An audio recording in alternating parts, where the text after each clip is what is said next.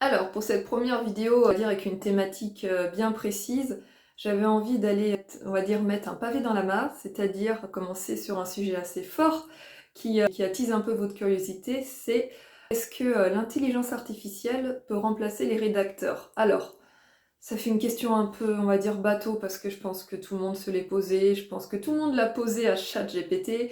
Je vais vous faire quelque chose, je vais tenter de vous faire quelque chose d'un peu plus construit, qui n'est pas à l'image de cette question bateau, oui ou non, comme on a pu le voir sur LinkedIn et autres. Alors, vous me voyez venir, je vais vous dire oui et non. Est-ce que l'IA peut remplacer les rédacteurs web? Alors, quoi, rédacteur et rédacteur web, j'inclus les deux en même temps. Pour tous les rédacteurs qui disent non, l'IA ne peut pas remplacer l'humain, oh là là, vous allez perdre en visibilité, etc. C'est une catastrophe, ça se voit tout de suite les textes rédigés par l'IA, voilà, c'est des phrases longues, c'est des listes interminables, c'est impersonnel, c'est ceci, c'est cela.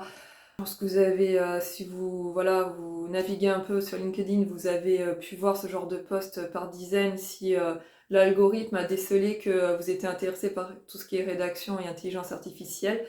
Je suis rédacteur, encore rédactrice, mais bon, pour les référencements naturels, c'est plus facile de dire rédacteur. Alors, il y en a qui vont dire, mes collègues, qui vont hurler à la trahison quand je vais dire ça. Je vais vous le dire cash, je pense que l'intelligence artificielle, aujourd'hui telle qu'elle est, peut remplacer pas mal de rédacteurs sur certains types de contenus.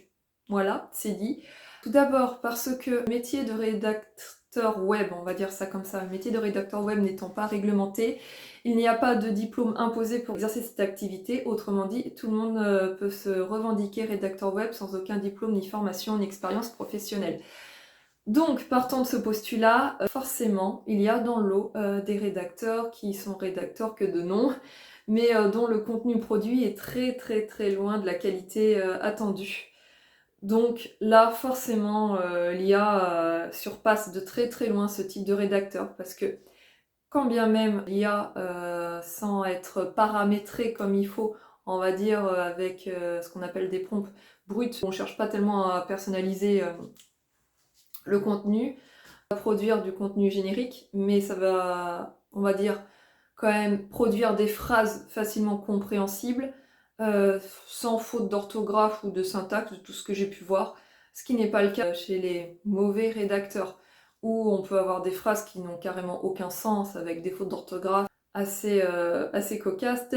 Un exemple qui me reste en tête, qui m'avait fait tellement rire. Je suis rédactrice juridique, mais j'avoue qu'en début de carrière, j'avais, pour un peu étoffer mon chiffre d'affaires, j'ai aussi proposé mes services pour rédiger des articles sur tout ce qui est décoration intérieure, petits travaux maison, parce que je suis passionnée de ça, et dans ma vie privée, je fais que ça. Donc j'arrive quand même assez bien à maîtriser les termes, etc., les techniques de déco et de bricolage, on va dire secondes œuvres. Donc j'avais un client avec qui j'ai travaillé pendant de nombreuses années, qui me payait à rédiger des articles sur ce type de sujet. Et un jour, j'étais amenée à réoptimiser un article déjà rédigé. Et le précédent rédacteur n'avait pas fait attention, mais c'était quand même gros parce que c'était le titre, un H2, donc un sous-titre, qui est quand même très bien visible au niveau d'un contenu texte parce qu'il ressort par rapport au paragraphe. C'était sur la thématique choisir un bain ou une douche, un truc banal. Sauf que une seule petite erreur de frappe avait conduit à avoir un sous-titre bain ou couche. Couche.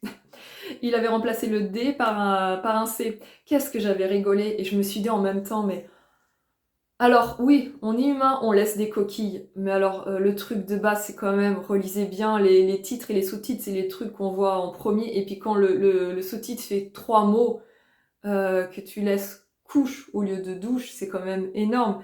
Et c'est ce genre de petits trucs qui malheureusement font quand même que ça dévalorise énormément le contenu publié sur les sites des clients, et qui font aussi que certains clients, quand ils ont des mauvaises expériences comme ça, et que le rédacteur fait payer une blinde, faut le dire, hein, à l'époque, avant l'IA, il y avait des tarifs qui étaient quand même élevés, je pense. Moi-même, en étant rédactrice juridique, quelquefois, je pratiquais des tarifs moins élevés que pour du contenu général, d'éco, on va dire, accessible à tous. Voilà.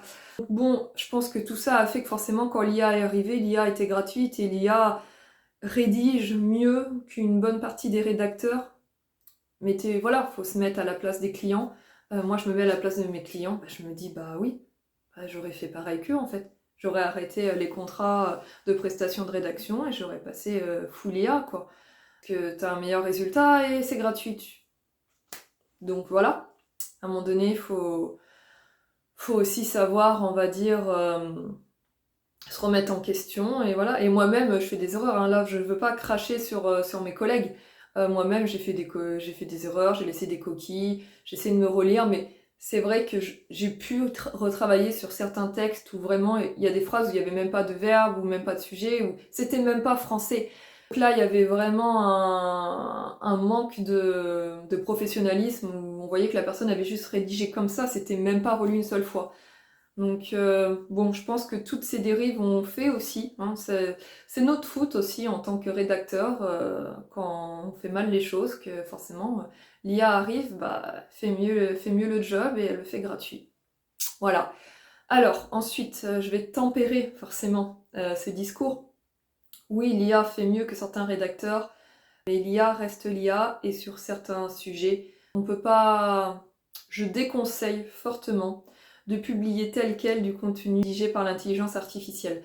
Déjà, tout ce qui est contenu, on va dire, spécifique, où vous souhaitez vraiment apporter une expertise, pas du contenu général, déco, maison, etc. Ça, c'est tous ces trucs-là, je pense clairement que l'IA va vraiment finir par remplacer totalement les rédacteurs.